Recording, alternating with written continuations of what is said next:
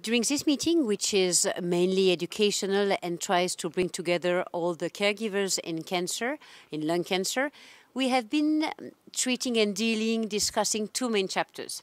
I think one of them is immunotherapy, and it's just the beginning of the conversation.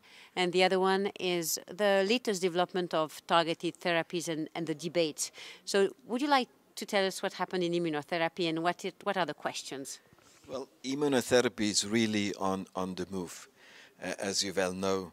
I think the buzz theme at the moment is, will in a very near future all patients be treated frontline with immune checkpoint inhibitors? This is going to be the big questions, and this is based on publication, the last ESMO meeting that you discussed, but also on press releases.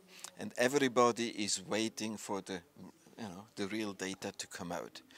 So at the end of this year, will we treat all patients with immunochemo or immunotherapy, or will we still use tumor markers, biomarkers to select patients for specific treatment?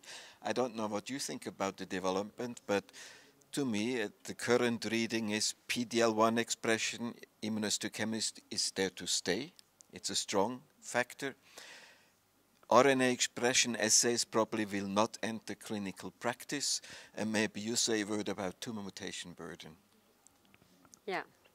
Do you think that this tumor mutational burden is something that might be implemented in the future like PD-L1 was, with of course some efforts, but do you believe in that yourself? We haven't seen the data, but about feasibility of such approach. Well, I would hope I could use it, but of course we all know that how it's currently done, it's very expensive and probably not amenable to all patients in all nations. But the prices will come down, and I think it will come to clinical practice. Do you want to describe just, we had one important abstract in immunotherapies, the long-term outcome of a PD-L1, an anti-PD-L1, which is important? That was the long-term outcome of the OAK trial, Poplar trial. Yes, I think the long-term outcome just confirms that long-term survival, there's a big difference between patients treated with immunocheckpoint inhibitors, PD-L1 inhibitor at that time, atezolizumab, as compared to docetaxel. So it confirms in the PD-L1 antibody space the data that has been also obtained with PD-1 antibodies. Yeah. Well, in the field of targeted therapies, we now have evidences in two big chapters, the ALK rearranged non-small cell lung cancer and the EGFR mutated tumors. I think in all our congresses, we try to define the best way to use the various agents we have. We have several drugs for both, I would say, conditions, and we try and we debate about how to sequence them and how to best approach the disease. We are quite convinced, at least ourselves, that the best drug should be given first, meaning osimertinib for frontline based on FLAURA data, and probably at the time being alectinib for ALK rearrangement based on ALEX trial. But in all this meeting, of course, we reopen the debate because still many colleagues discuss, and it's very rational that you can still sequence drugs. And the other thing is about trying to find parameters helping us there. And one of the parameters which was described in this meeting for a FLAURA trial, but also ALEX trial, is the quality of life. First of all, quality of life is now a regulatory obligation, a requirement, so you need to have this data. And of course, you'd like to see if it helps in your decision-making process. The answer is not really. When you compare a TKI with a TKI, the difference is not so much in terms of outcome, of patient-related outcomes, because both TKIs improve very rapidly the symptoms.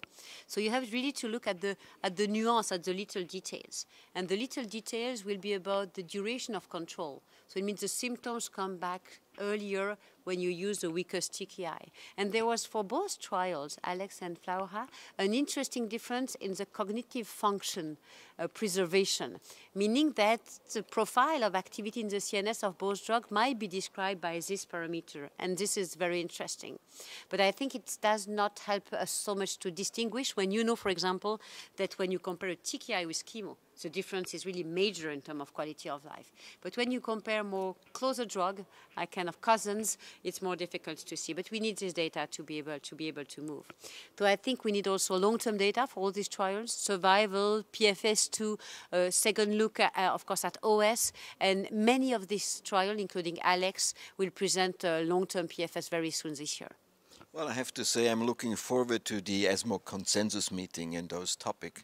But I think the change that really has occurred in our field is there are different options, and it's not just true that one is really good and the other is bad.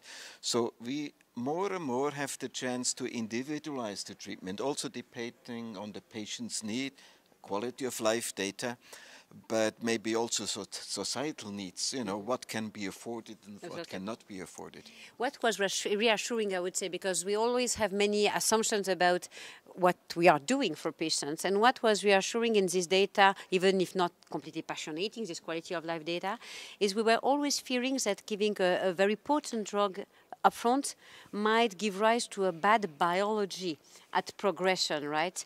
And at least what this quality of life can capture is that at the stopping or after a certain time of exposure to strong drugs, you don't observe a dramatic decrease in quality of life. Right. So you don't observe any signals that the disease is becoming very bad after a certain time point. So this is reassuring for zimertinib as well as for alectinib. It's no disaster to observe there. No, and we can really also say to the doctors and to the patients, a lot of progress has been made, and it looks very bright for the next years.